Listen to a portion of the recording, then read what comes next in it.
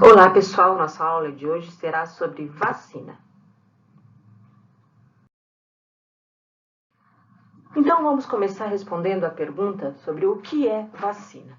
Então a vacina ela não é um medicamento que vai curar uma doença específica. Ela vai, na verdade, ativar o sistema de defesa do organismo para que ele próprio combata o micro-organismo, seja o vírus, uma bactéria ou outro micro-organismo qualquer. Os primeiros relatos sobre imunização de pessoas datam do século X, ainda na China. E é claro que lá não havia esse nome de vacina. Então, de alguma maneira, os chineses perceberam que as pessoas que tinham contato com outras pessoas doentes, um contato bem próximo, não ficavam doentes. Então, o que eles começaram a fazer, né? Os primeiros relatos que a gente não tem exatamente como eles iniciaram isso, mas a gente já tem uma coisa, o que eles faziam. Eles retiravam feridas das pessoas doentes, como por exemplo dessa doença varíola, que deixa muitas feridas pelo corpo, trituravam toda essa ferida e insuflavam, né? Assopravam dentro do nariz de outras pessoas, que é esse caso aqui, ó. Então, o procedimento se chamava insuflação nasal. Então, esse material, essa crosta de feridas, era então respirado, inspirado pela pessoa que ficava aqui e essa pessoa então não pegava a doença. Eles não sabiam explicar exatamente como, só de alguma maneira eles perceberam que isso acontecia. Aí em 1798, um médico, Edward Vernon, percebeu que pessoas que pegavam a varíola de vaca no meio rural não adquiriam a varíola humana. Então ele começou assim a associar a pessoa que pega ali, parece que não pega depois, então tem alguma coisa acontecendo aí. Então ele começou alguns estudos nessa área e realmente mostrou que um menino e as pessoas que recebiam esse vírus, esse material da vaca, que eles utilizavam, na verdade, as pústulas, né, o pus ali das feridas, e que recebiam isso de alguma maneira, não desenvolvia a varíola humana.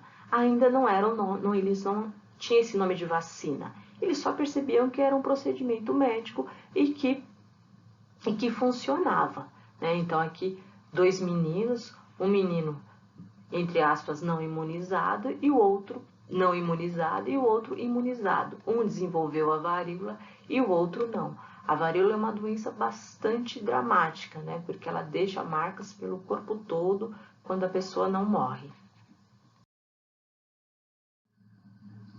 Ainda falando sobre o histórico da vacina, muitos movimentos surgiram anti-vacina.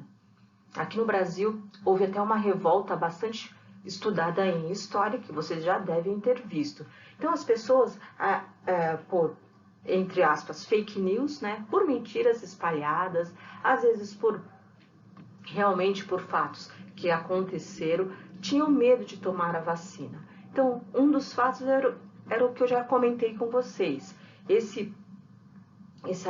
A repulsa vinha desse fluido que era retirado de pessoas doentes, que já estavam com a doença, ou de animais, como por exemplo a vaca. Então esse pus era retirado e era então inoculado ou injetado, né? Injetado nas pessoas que iam receber essa vacina. Isso era um pouco nojento.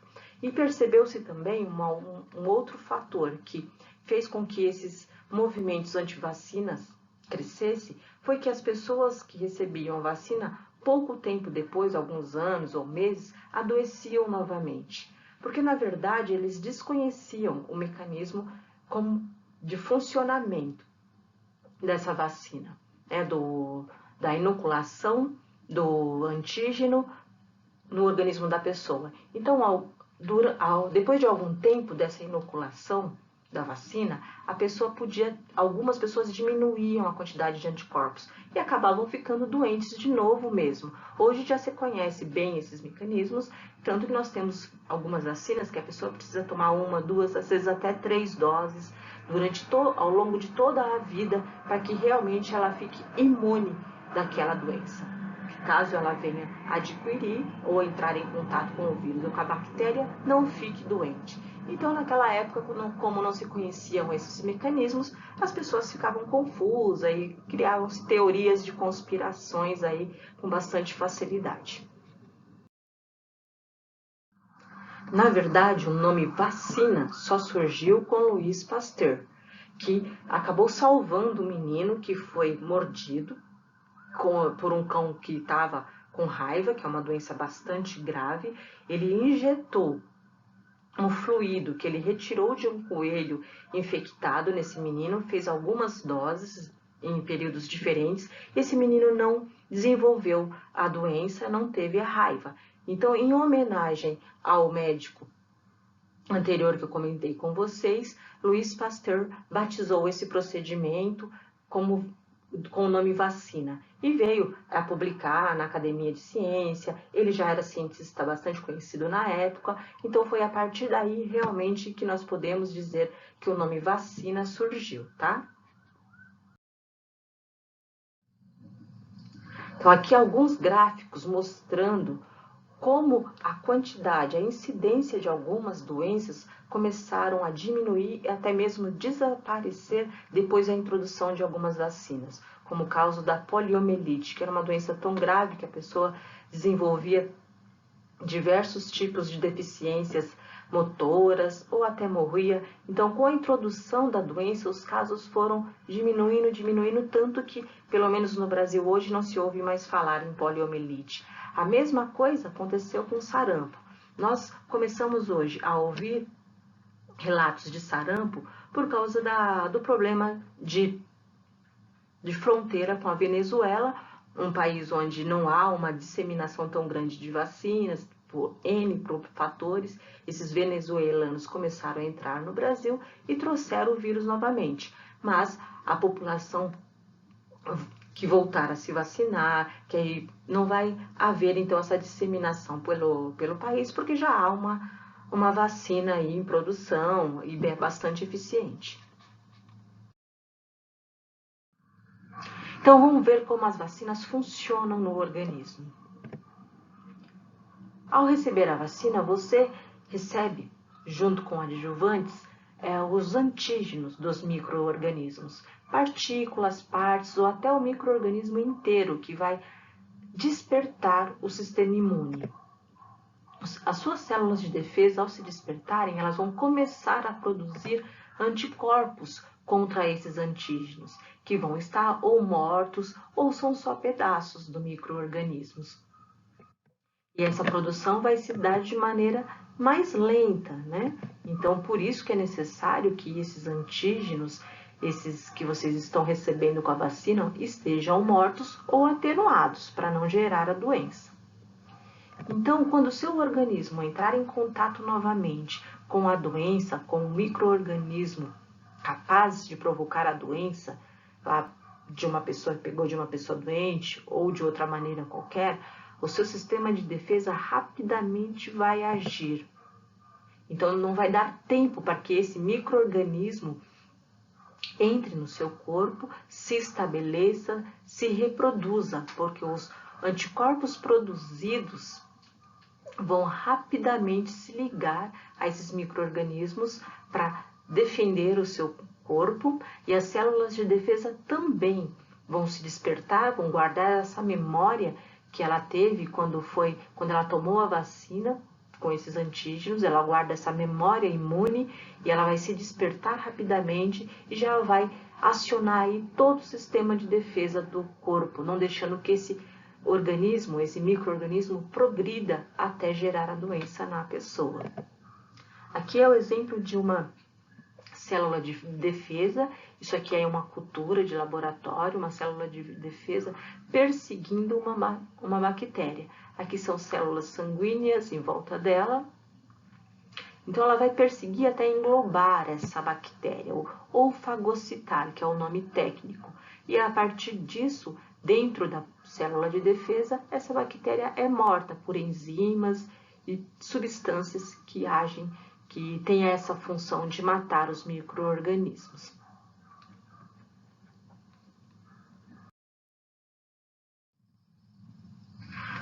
O Brasil ele possui um dos maiores institutos do mundo em produção de vacina. Ele produz a vacina da gripe para quase toda a população brasileira, mais de 200 milhões de brasileiros, e dentre outras vacinas também que nós utilizamos ao longo de toda a nossa vida. Então, tem a vacina da influenza, que é contra a gripe. A cada ano, esse vírus ele é altamente mutante, ou seja, ele muda muito a cada ano, por isso que sempre a vacina tem que ser aí atualizada, alterada, para que faça efeito, porque esse vírus ele é um vírus que muda muito. O da hepatite, que afeta o fígado, é uma doença que afeta principalmente o fígado. Hepatite B, né, que a gente falou, agora a hepatite A também, lá é produzido para hepatite A, que é um outro também que afeta, um outro tipo de vírus também que afeta o fígado. O HPV, que é uma doença bastante prevalente no Brasil, entre as pessoas mais jovens, ele pode gerar o desenvolvimento de um câncer na região genital, tanto da menina quanto do menino.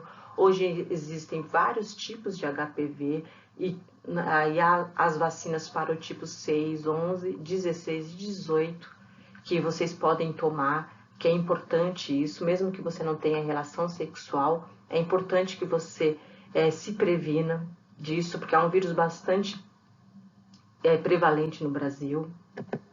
O vírus da raiva, que hoje a gente quase não ouve mais falar nessa doença em ninguém, porque a vacina realmente levou à extinção esse tipo de doença, mas ainda é produzido, que pode haver aí casos com morcegos, mais no interior. Hoje os cães são vacinados todos os anos, então não há um risco efetivo, mais na zona rural. A vacina tríplice, que nós tomamos assim como que nascemos, né? Tomamos algumas doses, que é para 3 doenças, ou seja, a difteria, o tétano e a coqueluche, que matava muita criança pequena. E também a vacina tríplice para grávida, que toma para que a criança não desenvolva assim que nascer essas doenças e ela também não passe para a criança. E essa é uma vacina um pouquinho mais, entre aspas, fraca, que não vai fazer tanto mal assim, nem para a grávida e nem pro bebê que está ali em desenvolvimento. Então, aqui nessa tabela, a gente vê o tempo que se demorou para fazer algumas vacinas, como, por exemplo, a cachumba. Demorou 4 anos de estudo, de pesquisa para efetivamente ter a vacina. A febre tifoide, 105 anos.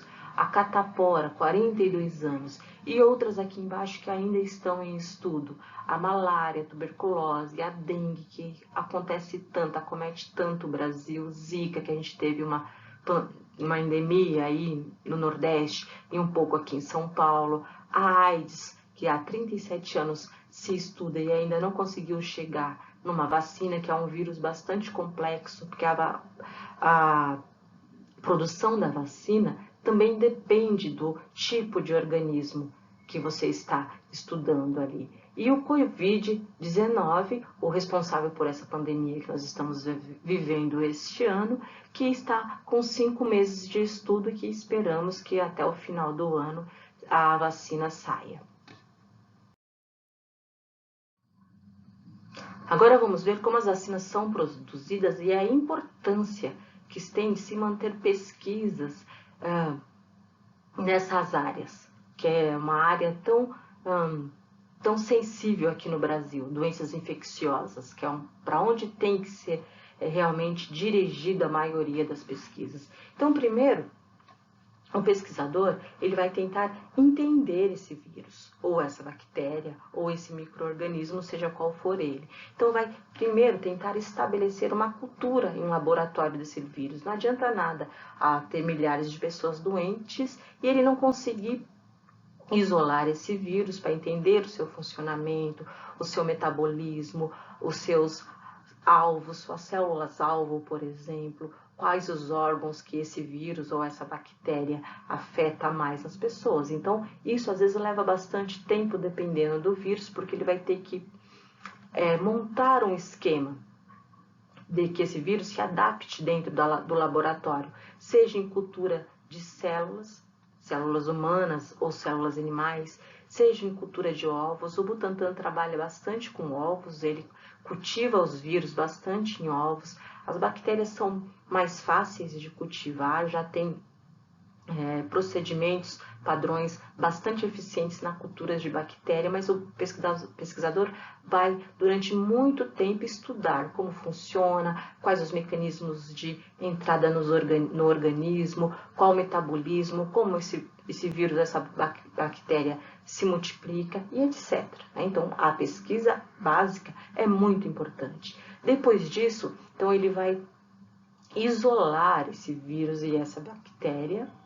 Depois que isolar, ele vai atenuar, ou seja, deixá-los mortos ou até em pedaços, né? Aí ele vai estudar dos dois modos para ver qual é o modo mais eficiente de fazer uma vacina específica. Depois desse isolamento, purificação, para que tenha só realmente os antígenos eficientes para ativar o sistema de defesa no organismo. E não precisa ter outras coisas, ele só precisa de determinadas proteínas ou determinados pedacinhos do micro-organismo que vão ativar o sistema de defesa. E ele também pode colocar algo que ajude a acordar o sistema de defesa. Isso aí são vários medicamentos que eles usam junto hoje na vacina, porque ele precisa também de todo o sistema de defesa alerta. Não adianta só ter uma produção grande de anticorpos, se esses anticorpos daqui a 2 ou 3 meses cair a quantidade. Ele precisa que isso se mantenha efetivamente no corpo por bastante tempo, até que seja tomada a segunda dose, ou em alguns casos até para sempre. Então, depois que ele montou todo esse conjunto do antígeno com um adjuvante para colaborar no despertar do sistema imune, ele vai testar em animais. Depois que ele testa em animais pequenos, camundongos, coelhos, ratos, e que estatisticamente seja números bons, ou seja, a maioria, né, às vezes não é 100%, a maioria dos testes foram eficientes, ele vai passar para animais maiores, os primatas, porque são os animais mais parecidos com os seres humanos. Depois dos primatas, aí sim vai começar a testar em seres humanos, que a gente vai ver no próximo slide. Depois dos testes em animais, inicia-se os testes clínicos, que é a fase 1, com um pequeno grupo de pessoas saudáveis, onde é aplicada a vacina e verificado todos os sintomas, o que houve de reação, como foi um grupo controle, como se comportou, se estava diferente ou não, e os dados estatísticos. A partir daí, dando tudo certo, vai passar para uma fase 2, onde o número de pessoas é bem maior e já aí é incluído pessoas diferentes, com uma diversidade, com alguma comorbidade, com características diferentes. Comorbidades são doenças, né? Por exemplo, pessoas diabéticas, pessoas com pressão alta, e aí eles vão analisar novamente os números para ver se essa estatística realmente está sendo ok para passar para a próxima fase, se a vacina está realmente funcionando, se vale a pena passar por uma próxima fase, que o custo de toda uma pesquisa como essa é muito grande. Aí, dando tudo ok, vai para a próxima fase, que é a última, a terceira fase, onde, então, é testada num número bastante grande de pessoas, para que gere um número estatístico bastante confiável e com muitas características diferentes. A população brasileira é uma população tipicamente diversa. Há uma diversidade genética muito grande, então ela é uma população perfeita para esse tipo de estudo, porque se der certo no Brasil uma vacina, ela vai dar certo provavelmente em qualquer parte do mundo, porque aqui as pessoas são muito diferentes. Uma população muito igual vai ficar talvez restrita ali a eficiência daquela vacina para aquela população. Então, dando tudo certo aqui, não houve efeitos colaterais altos, os números estatísticos são favoráveis, então todo o trabalho é submetido a uma agência controladora, que no caso do Brasil é a Agência Nacional de Vigilância Sanitária, que vai rever todo o procedimento, tudo que os pesquisadores fizeram, os números estatísticos, como foi feito, os controles, como foi aplicado, talvez até reveja procedimentos anteriores em laboratório, para então aprovar e liberar para produção em grande escala, que depois disso é só uma questão de logística para distribuir para todo o país e aplicar em toda a população. Então aqui a gente finaliza a nossa aula sobre vacina. Qualquer dúvida vocês podem me enviar pelo WhatsApp e respondam as questões do formulário online, não precisando assim me enviar nada de atividade pelo WhatsApp, fica já as questões respondidas lá no formulário. Então, até mais, pessoal!